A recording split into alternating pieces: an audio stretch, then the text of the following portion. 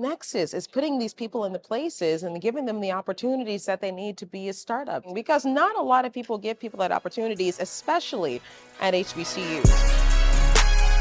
Nexus Louisiana launched the BizTech Challenge as an opportunity to encourage entrepreneurship as a career pathway for students attending Louisiana's historically Black colleges and universities.